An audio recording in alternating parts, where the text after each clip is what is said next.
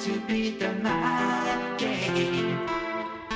Now it's time to beat the mind game. And now it's time to beat the mind game. And now it's time to beat the mind game.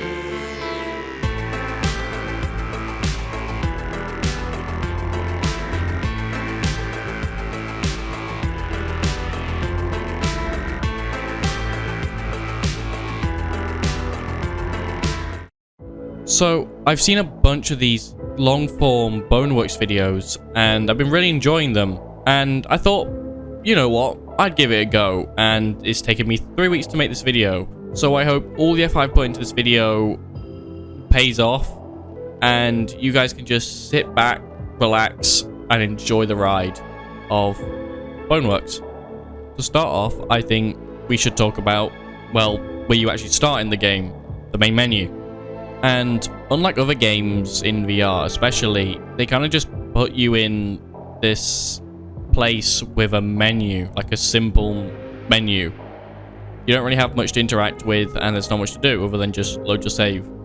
Yet, in Boneworks, they go above and beyond. They give you an entire area to experiment and mess around with. You have, obviously, an actual menu to use, but you have an environment to walk around and explore. And, funny enough, whilst you're doing this, you'll get used to the game. You'll realize that you have weight, you have physics, you can interact with the world, which, when you first get into the world, it can be quite overwhelming. And then this menu alone can completely blow your mind. You look around and you see things you can collect and unlock. You see your real world time, and it's just everything.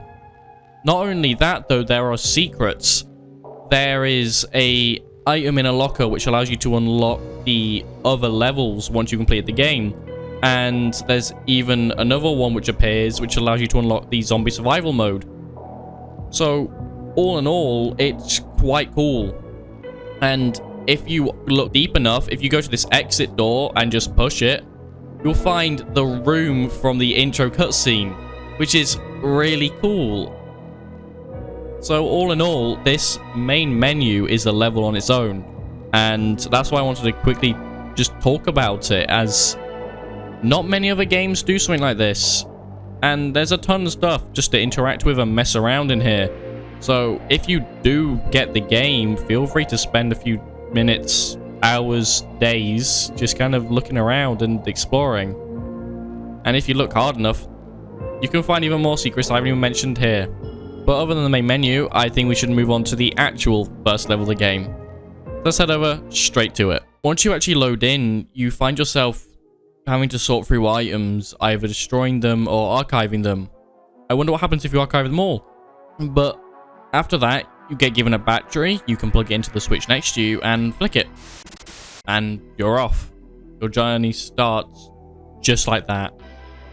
You can find a few items around, like a crowbar to arm yourself just in case there's any threats. Once through, you end up making your way all the way to the break room, and nothing really fishy seems to be going on until an explosion comes out of nowhere and opens a random door. There you find a key card, well, your key card, your character's key card, and some lore.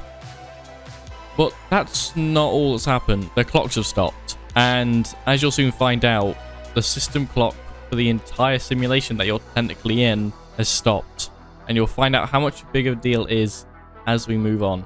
Before we start, we obviously have to look around and explore the mechanics of the game. And whilst, yes, I said that everything is physics, I think it's thorough to mention that everything is physics. You have physics. You yourself have a full-on body, which, unlike other games which just use your hands, it's quite weird at the start, as you find yourself sometimes getting caught on things, and sometimes your arms aren't in the right spots, but your hands are. And after a while, you'll get used to it. But for a VR game, something like this is absolutely revolutionary, as up until Bonework, we didn't really have a proper character model, if you think about it, as we were mainly bodies, but we didn't really have weight. We could see ourselves somewhat, but we couldn't interact with ourselves like we can in Boneworks. We can rest guns on our arms. We can get our legs stuck on objects as we try and pull ourselves up. And it's all a massive hurdle to go over at the start. But after a while, you start realizing that it's really cool and it immerses you in the game so much. And I wish a load of other games would do something very similar.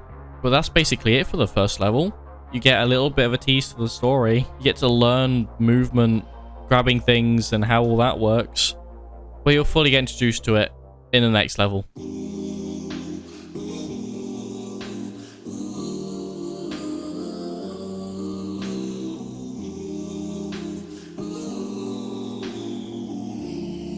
That's right, an entire level just based around the history of VR, and it's amazing.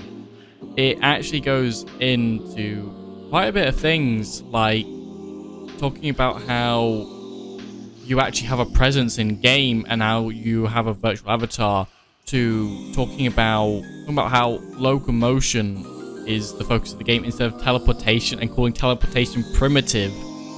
It's really, really cool how they've combined both real world and their own universe to make this museum which we can all understand, as well as they introduce you to mechanics like jumping, crouching, interacting with different objects, and even climbing, all in a natural way which flows really well into the level. And they even introduce you to your first puzzle, which is where I want to talk about how the puzzles across the entire game have multiple different choices in. As in this one puzzle alone, there is technically 3 ways to solve it, and there's probably even more. The first way is obviously you do it properly, you go around and you follow the tutorial video, which there are tutorial videos. There are videos showing you how to do the course, as well as earlier in the stage there are other teleprompters showing you videos on the different controllers, different headsets, and even climbing. So they've done an amazing job in this one level alone. And to be honest, whilst I would say the levels are a bit of a step down, for an introduction, nothing can really beat it, as they've gone above and beyond with this. But as I was saying, this one puzzle alone has a few ways to beat it. As I said before, there is the normal way where you just follow the instructions and move things and fall. You basically have to do this 3 times to actually complete it. There is the way of just jumping from the first ramp straight onto the elevator, and then there's the speedrun way, which avoids even jumping really, as you just put the hammer on top of the ramp and you fall down. You put the hammer on the ramp and you skip it all. I'm really bad at it, but this is consistent through every single puzzle in the game. They have multiple choices, and in some it's very obvious, and in others it's not as much. Every puzzle has multiple different ways, as every level can be taken as its own sandbox, and pretty much is. Every level has its own items, and each level doesn't let you bring items from previous levels into it. Whilst there are shops which allow you to bring other items that aren't really intended for the level, the devs still chose those items, which means they work for that level. And while some you may feel like it's cheating using the stores, it kind of is pretty much, yeah, it is cheating. But to be honest, if the devs have put it there, you might as well use it. Literally, the items in each level are handpicked, and they don't really mess around with the puzzles either. So meaning, yeah, you may find yourself a sledgehammer in one puzzle room, doesn't mean you're going to be able to use it in the next. And even if you do bring it to the next one, you may find a use for it. Genuinely, every item has a use some way or form in almost every puzzle, and you don't always have to think according to the puzzle. Whilst yeah, some people may find it fun just doing things the proper way. I think a few people will be really happy with coming up with their own solutions and feeling they've just beaten the puzzle with a solution that the devs never really thought of. All in all, I'm just saying the level design and puzzle design is really good in this game, and I'd really admire it. I'm going to talk more about level design as we get onto a later level, as I feel it does a really great job. So let's see when we get there. For now though, the museum takes you through many exhibits. At the start, it's basically just talking about the virtual world. The next part is talking about jumping, crouching, and athletic activities. And then you get taught about weapons like guns and sharp and blunt objects. You also get introduced to the Myth OS store and all the different ways you can store items on your body, which very much comes in handy, by the way. It all culminates in a tutorial level that feels like you're teaching yourself the tutorial. If that makes sense, I think it does. I hope it does. So all in all, well done, stress level. Well done. Start the next level by falling out a tube and, well, into a bin. And the next thing you'll quickly notice is there's a few corpses on the ground. And, well, they're not humans. They're Nullmen. You were told in the museum that Nullmen were there to make processes and everything in Myth OS run smoothly. So it makes you think, who's killing the Nullmen? You also make your way to a playground where you can mess around a bit more with physics, as you didn't see some of these objects. Like, you didn't see things like ropes, and you also didn't get to mess around with the slide physics in the tutorial, which you can here. You can kind of mess around with it, doing it in a more natural setting. You actually get to mess around with how you'll probably use these movement and physics systems in more natural areas in the game. But moving on, you actually move to a hallway. Looking down the hallway, you'll see a door blocked off by a wooden board and a Nullman just standing there, not making any noises, just sitting inactive. Once you break the wooden board and open the door though, it's an entirely different situation. The Nullman then starts walking towards you, and you learn the Nullman are aggressive, which result in you, well, having to be a bit aggressive back, to say the least. And, well, that's your first actual encounter with an enemy. And it feels really weird, as in other games, you don't really think when you kill the enemies. You either just press a trigger and they're dead, or you swing a sword around a few times and they're gone. In this first fight, you use your surroundings, you use the bricks, or you grab a hammer and just bash it in. So it's really, really strange compared to other games when you do this. And moving on, you don't really get to not kill the Nullmen.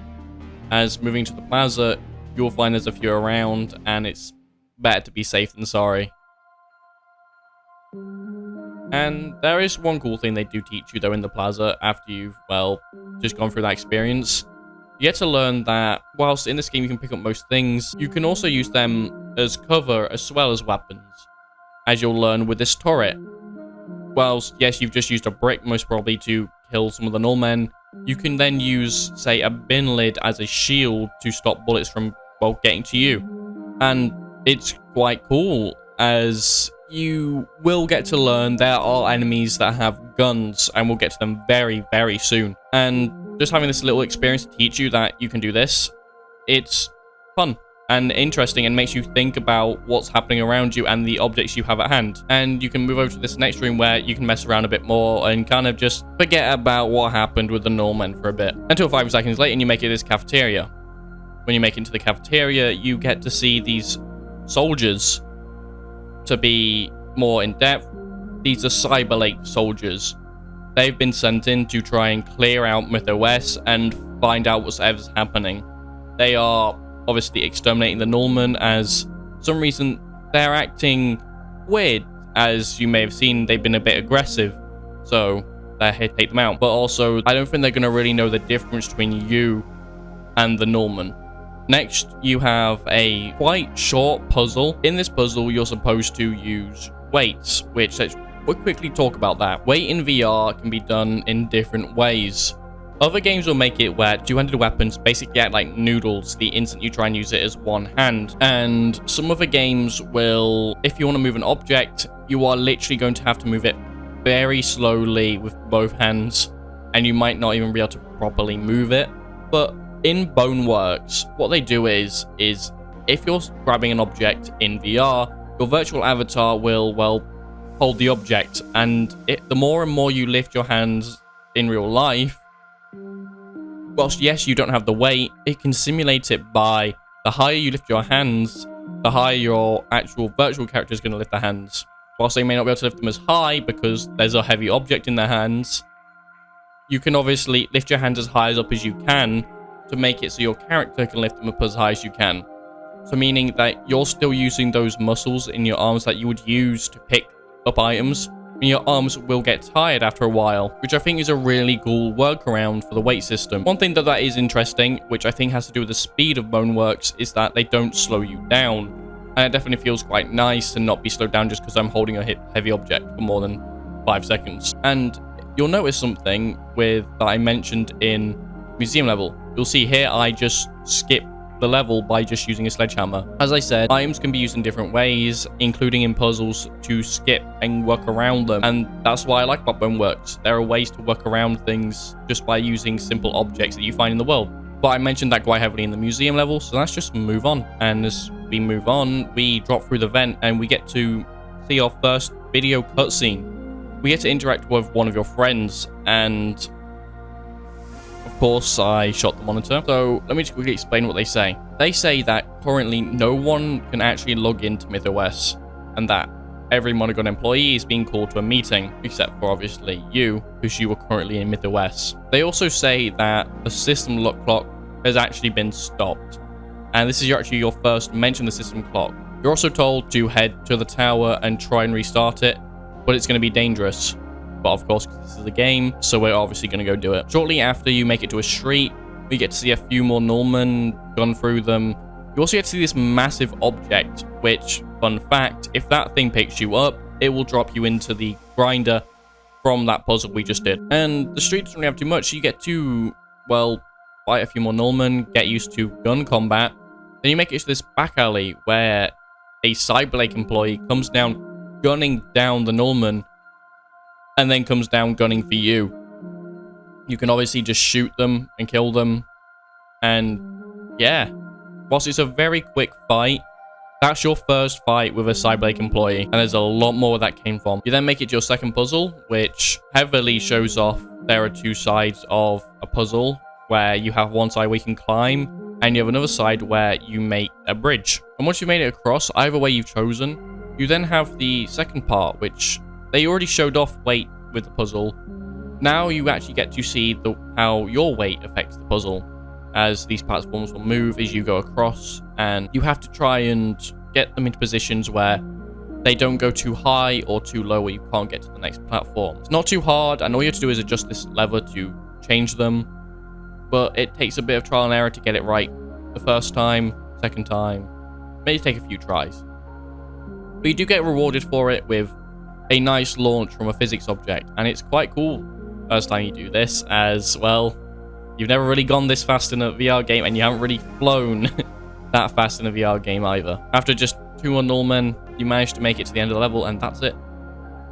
So for a first proper level, it's quite short and sweet. It has a few puzzles sprinkled in with just a bit of combat, and well, your first interaction with combat. And if you've noticed, the world it drops you into is really cool. But I'm going to talk about the world later, as I have a lot to say about. The next level starts with you pressing a button to open a door, and then seeing someone else on the other side of the hallway. As you run towards them, they also press a button closing a door, but not before passing you an M4. This starts to get weird when you realize that was you who passed yourself the M4. It's a bit strange, but you kind of just take the M4 and leave. This is the start of where Boneworks gets a bit strange, and things don't really even up from here on out. This level, though, most of it is just gun combat. You have the occasional puzzles here and there, but a lot of them are quite easy and short, and to be honest, there isn't really many other ways to do them apart from just climbing around some of them. One of them, again, you can use a hammer to just completely avoid. But to be honest, for the most part, you can't really do anything else with them.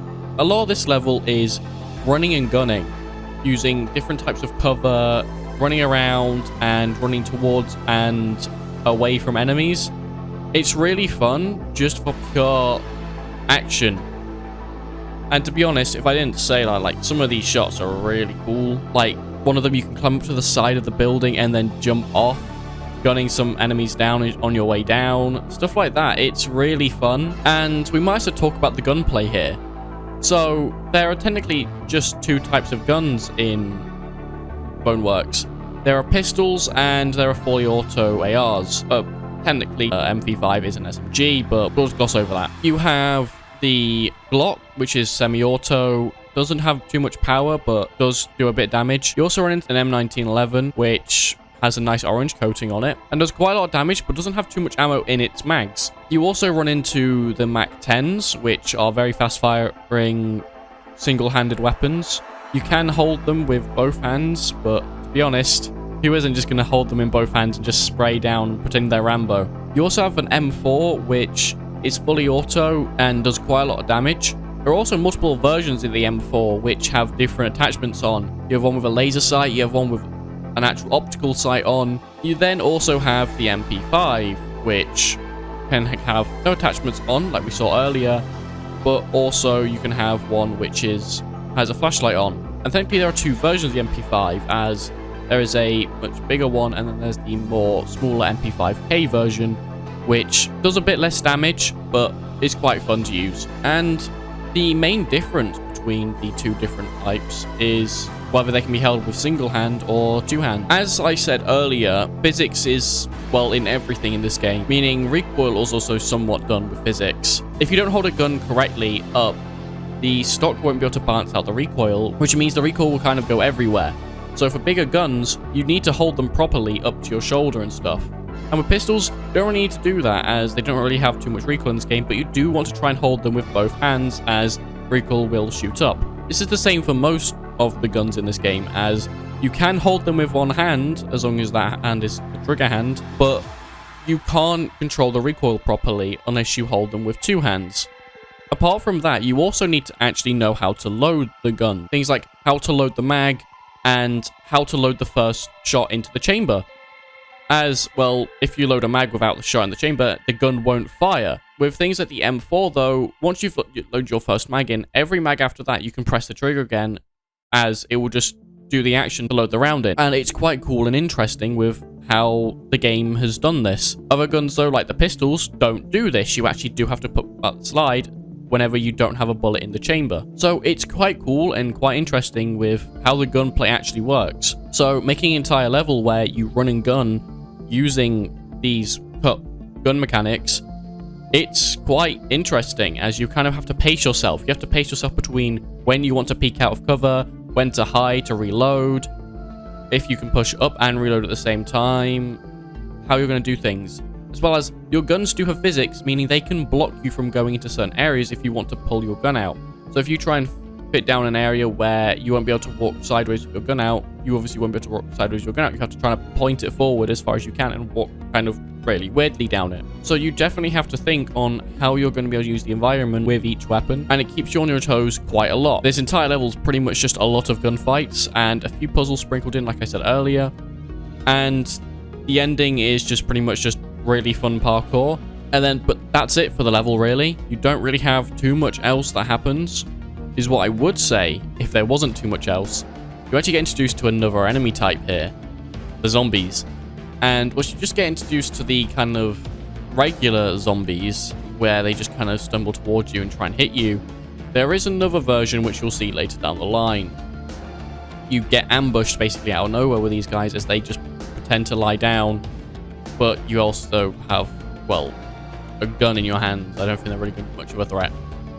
And this later part of the level definitely gives you a bigger sense of scale, as right at the end, and introduced to these really big rooms. And that's one thing I would really say Boneworks does really well with, is being able to make you feel so small compared to the entire world around you. There's these walls, just massive walls on both your sides, and there's a roof hundreds of feet above you, which you'll probably not be able to reach unless you have something to help you. And it's really, really cool with how it's a VR game with such a big sense of scale, as you don't really see this stuff from, well, VR games unless it's AAA developers. But now that is actually it. That's the end of this level, and so we'll move on. So the next level is a sewer, and you start off with only a flashlight and a melee weapon unless you buy a gun from the monomap.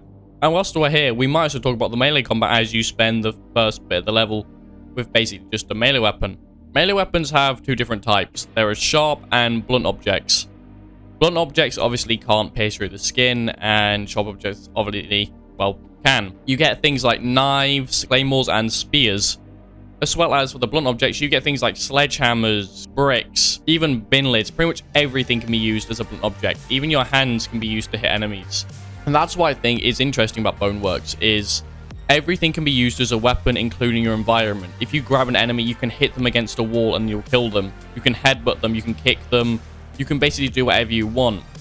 But it makes it a lot more real, as you feel like you're just using whatever you can to win the fight around you. So that's why I think that differentiates Boneworks from other games which are focused around melee combat, like Gorn and Blade and Sorcery, as Boneworks takes what they have, but then puts it in a world which everything can, well, be used as a weapon. It's like grabbing a healing potion and smashing it over someone's head, and then using the shards of glass to stab your enemy. I'm pretty sure if a bottle was able to be broken into sharp glasses, you would be able to use it as a weapon in Boneworks. Yet, with all this, with the movement system, it does make it feel a bit clunky, as you feel like you move a bit too fast when you're trying to go towards an enemy or back up from an enemy.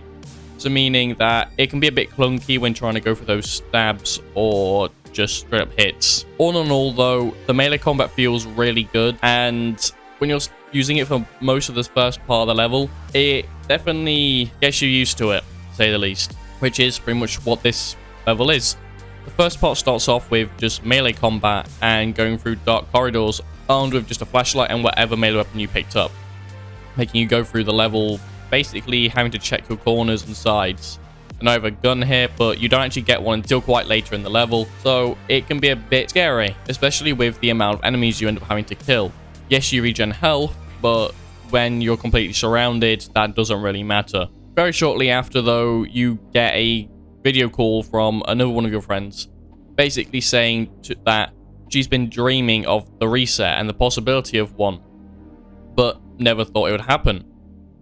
Basically, she's saying that if he resets the system clock, there is a chance that he'd be able to lock everyone else out of MythOS.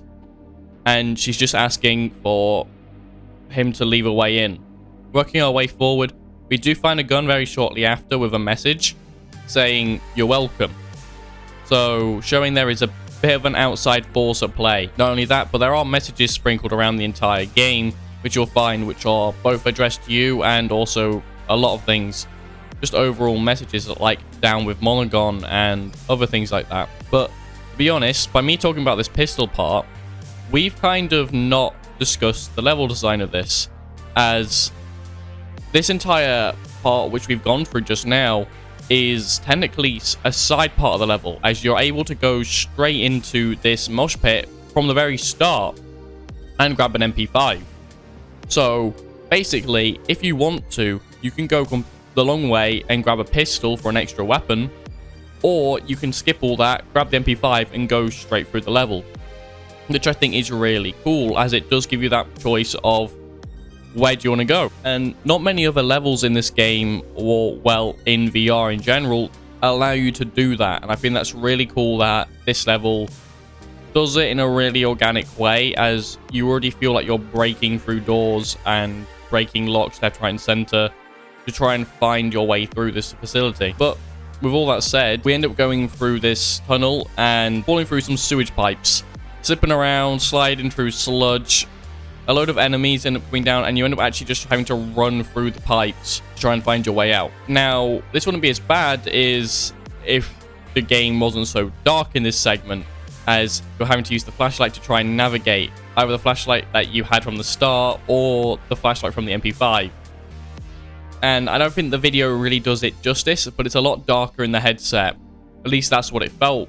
It was a lot darker. Where the dark areas are for you, imagine them 10 times darker, which definitely adds to the ambience of the level of going through these dark depths of MythOS City. But as we make it through the level, there's not too much, and to be honest, personally, this is one of my favorite levels, just purely from a progression standpoint, as you start off with just a knife and a flashlight, and make your way through to getting a pistol and then an MP5. But if you already know the level, you can just go straight away and run to the MP5, which is why this map in particular is my favorite.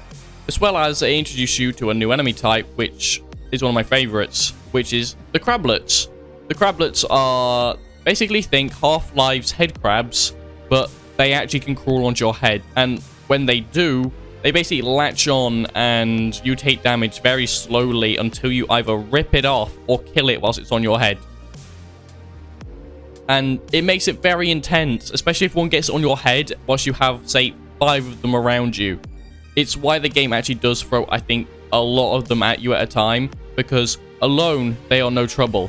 But when in a group, they are annoying as hell and terrifying, as you can die from them. Another thing it introduces you to is another variation of both the nulls and the zombies. You get introduced to these green null bodies. There's nothing really different about them, but they're green now. You also get introduced to these zombies with a glowing hand, and you'll find out that glowing hand is there because they can shoot orbs of light. When they shoot these orbs, they explode on contact, which means they can do friendly fire, as well as they can do a lot of damage to you. It only takes 2 to put you in the stage of down but not out. So you have to be very, very careful. But all that said, there isn't really much this level does after this. You get quite a nice area at the end where it's just close quarters enough, but open so where you can use your gun and also hit enemies back while using your gun. And that's really it. So we'll move on to the next one. We find ourselves in a warehouse, and shortly after starting the level, we get a video call from Hayes.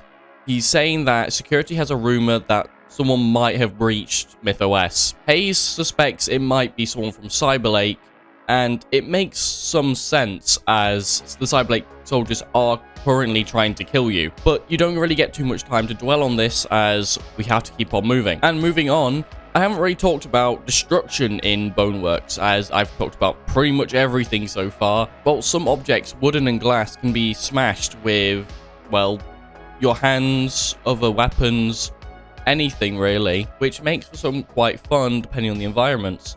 As you can see here, there's a few things to destroy whilst making your way through, as well as it can also make combat quite interesting, breaking boxes over enemies' heads and throwing them through glass panes just to try and create some distance between you and the enemy. Just be careful though if you're trying to hit an enemy with a wooden board, as it might just break on you. There isn't really too much to say about destruction, but after a short crablet fight here with a melee weapon, we can then move on to seeing how crablets interact with other enemies.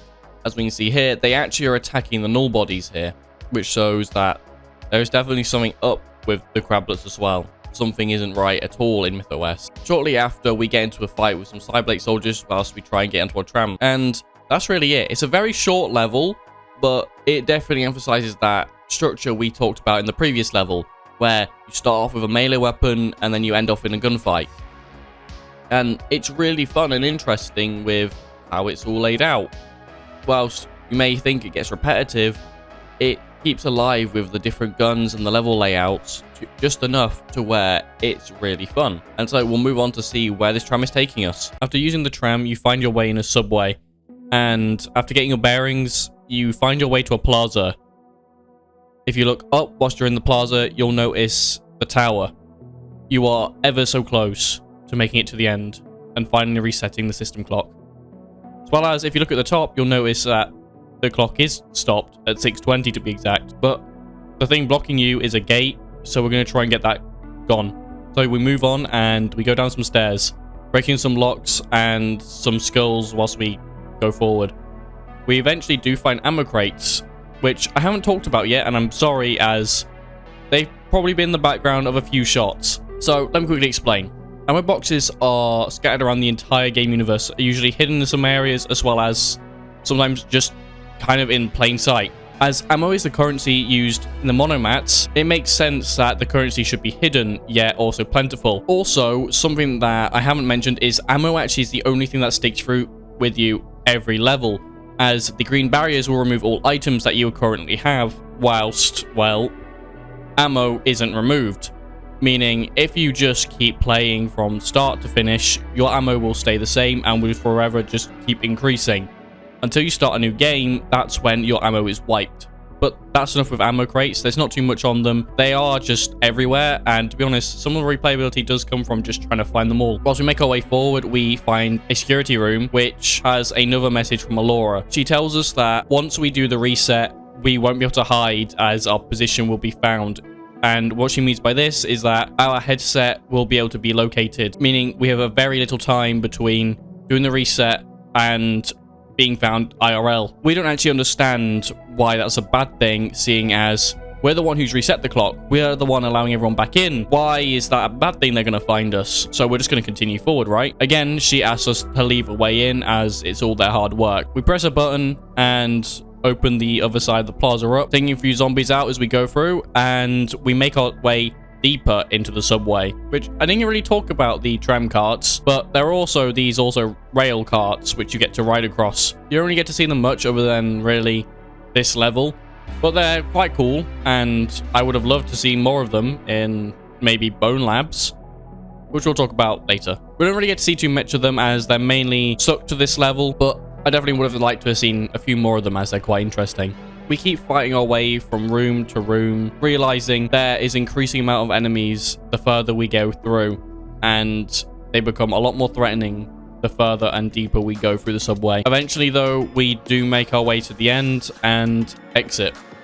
Whilst the levels have been quite short, this next one isn't too bad. This one isn't too long, depending on how good you are at puzzle solving and how far you've come since the start of the game. As this level is a more combat-focused level, it does force you to have to put your puzzle solving brain back in and have to figure things out whilst you're fighting. One thing by this is there are a lot of keys in this first area which you have to go find, and whilst if you're looking for them, you will notice them straight away, whilst if you're not really paying attention to your environment, you'll go right past. This is what I mean by how your skills are probably developed the further you've gone through the game, as you've already gone through the more combat-centric levels with both melee weapons and guns. As you slaughter Cyberblade soldiers and zombies, you'll find keys to open up more doors and gather more weapons and go further up the tower. Eventually, you'll come to this weird room which has rave lights and multiple zombies dancing. And you'll also notice they have crablets on their heads. Whilst this isn't unusual, as yes, crablets are headsets, it seems that these zombies have been so engrossed in the headsets, they're now being controlled by them and unable to really do anything that headsets don't want. As crablets already want to hurt you, of course, the zombies are already going to attack you. Anyway, from a gameplay standpoint, all the headsets do is actually make it a bit more annoying to kill them, as they don't get killed by a one-shot headshot anymore. Whilst, yes, you can run up to them and rip the headsets off, or even just knock them off with the butt of a gun, they sometimes do get in the way and are quite annoying. Shortly after, we get to talk to Hayes, who tells us that the null men are being controlled and that they're pulling gravity cores out of the system clock. This could result in a void gate being made, leaving us on our own again to have to push through and get to the top of this tower. And it's not going to happen easily. There are hordes of Cyberblade soldiers defending this final stretch, and we're going to have to work our way through gunning down enemies using everything we've learned. Eventually, you do make it there. Now, this level is not really that long, but is one of the final levels you're going to play. So I think we should reflect on how far we've come.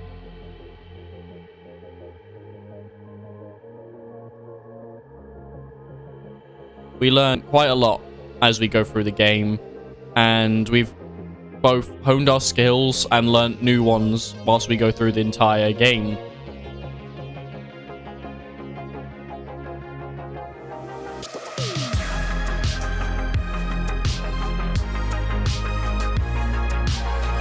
And this final level opens up with 2 monomats, allowing you to grab a few things that you might need on this final fight, as well as a stick, which allows you to grab gravity cores and also can be used as a melee weapon in case you need it. Once you make it to the top of the elevator, you find a few nulls and the gravity cores that have been pulled out.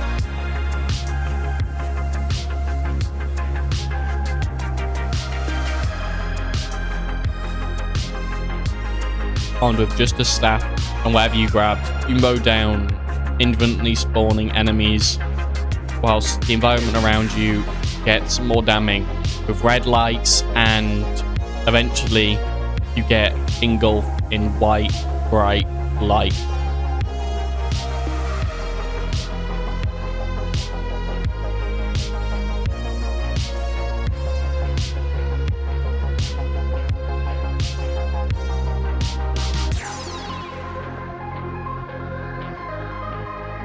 And after that, you wake up in a hallway into the void. You have to break down the wooden boards on this door, and so you do. Following the void entity, you jump into the hole and enter the void.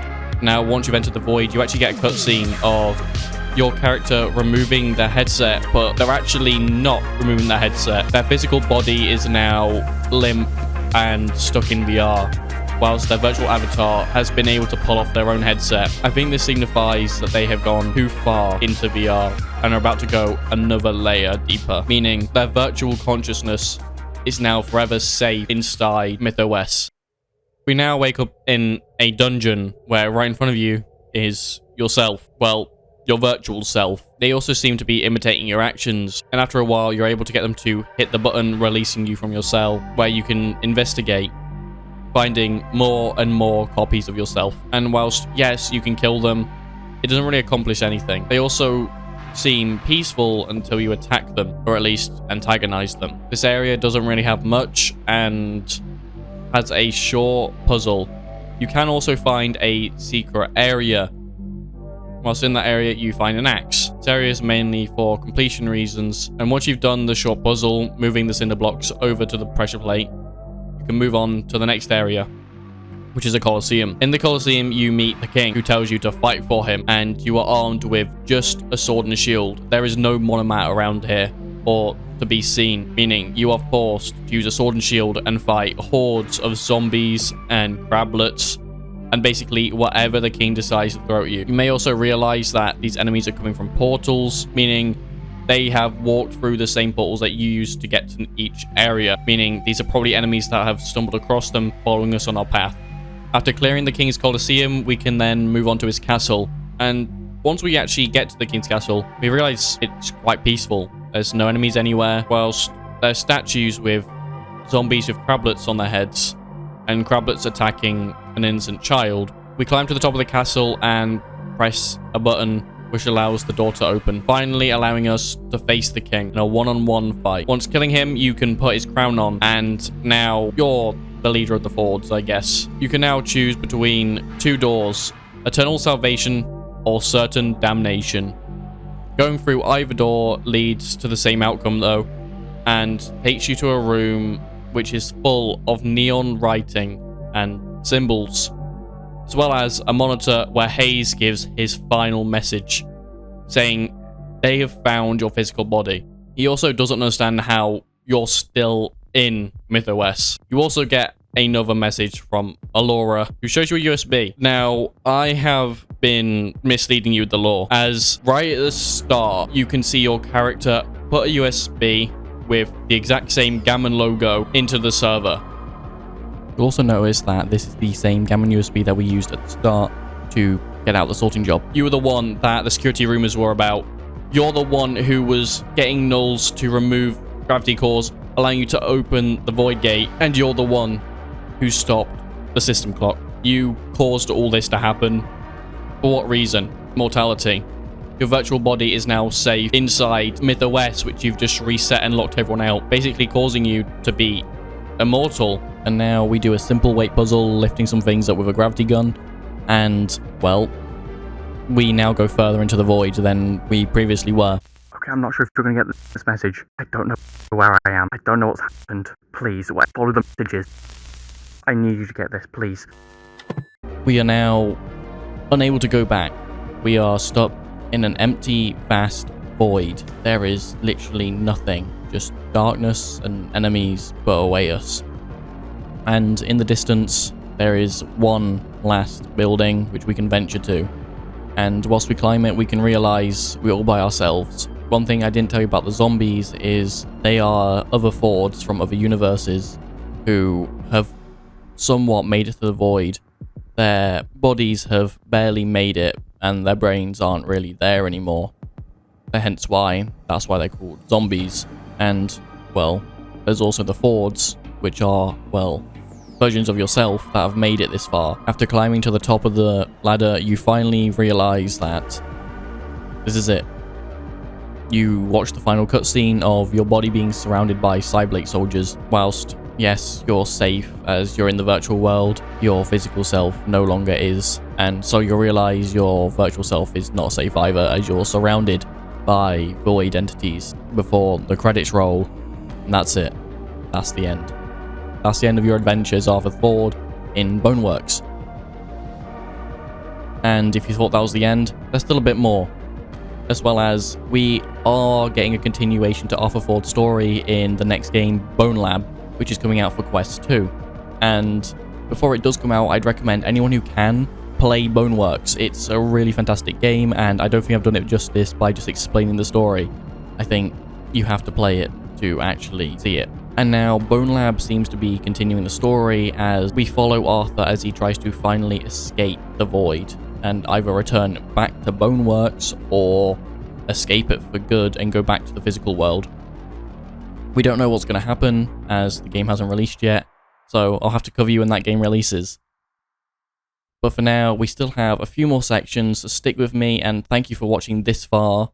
So let's keep on going. So I want to talk about the theme that Boneworks has, which is loneliness. Boneworks encompasses this feeling of being all on your own, and I think we'll just talk about how overall it makes you feel alone. The only way to truly feel alone is to feel detached from everyone else. Feel that no one else is feeling or has ever felt the way you feel. To feel like you can't talk to anyone as they don't understand what you're going through. And in some way, shape or form, you could kind of put that in Boneworks, as no one can actually see what you're fighting through and what you're doing, as you're all on your own. The entire way through, yes, you get to talk to other characters technically, but they're talking to you kind of indirectly through a monitor, rather than actually joining you in the world, creating that distance which, trust me, when you are all alone, it just makes you feel even lonelier. And I think this even stretches over to the level design, as you go to places like museums and parks, areas that usually are full of life and joy are completely devoid of it, as there's no other person there. Museums usually have at least some other people looking at exhibits and discussing them, looking at them for information and taking what the exhibit has. And obviously in playgrounds, they're always full of joy and, well, life, but in this virtual world, there is nothing. And as you go through the game, even the actual enemies don't feel real. Whilst, yes, they feel tough to kill, and it does feel harsh when you have to kill them, it doesn't feel like another person, you know what I mean. It feels completely detached, making you feel even more alone, looking around the environments and then having these creatures which don't even interact with you other than trying to kill you. And lastly, it even stretches over to the story, as, well, what happens to Arthur Ford? He's all alone in the void, trapped there for how long we don't know, but we know he's been trapped there for a while. And as well as he goes through this entire journey on his own, with no other help from anyone else. He's the one who puts the USB chip into the server and does all of it. He locks himself in a room by himself and just does this entire journey to become immortal. And that is why I would say Boneworks encompasses this feeling of loneliness.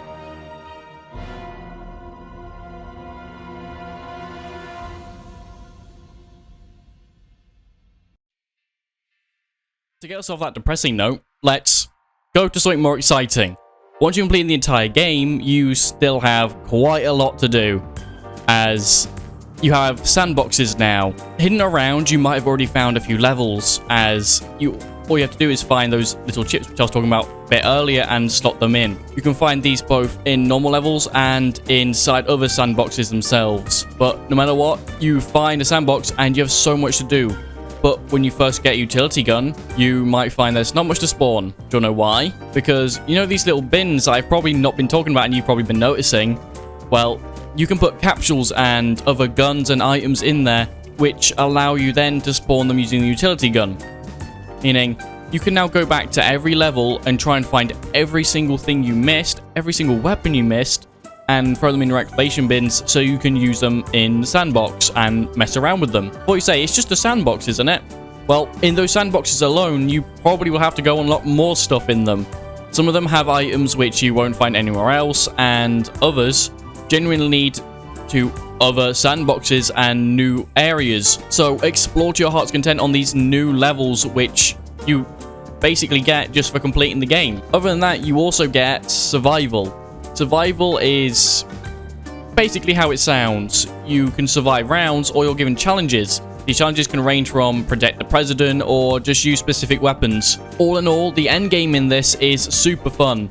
And to be honest, with the next part I'm about to say, the sky is literally the limit, as Boneworks has one thing that not many other VR games have.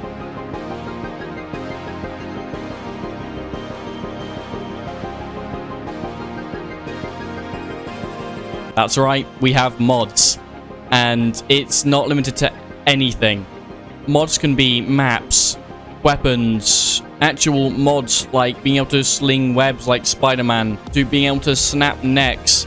They literally can range from different player models to being able to just launch someone 50 feet in the air. Mods range so wildly, and I don't think you understand. Think of a game like Gary's Mod, which genuinely hasn't died because its community keeps making mods every 5 seconds. And in Boneworks, it's pretty much the same. There is so much to mess around with, and I mean, there are thousands of mods and additions you can put on your game, which will make it so much more fun. From exploring Wooloo Island and cutting down a bunch of gnolls on the sumo wrestling area, or you could go to a random rooftop and just start a massive gunfight.